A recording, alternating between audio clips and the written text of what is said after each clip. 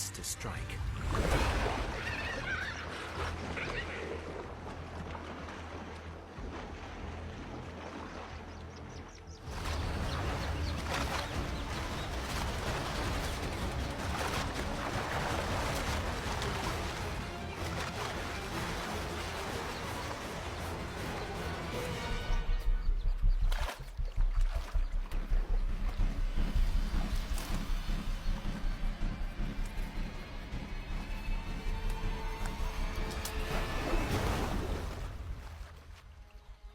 With the right bite, she'll pierce skull and immobilize it.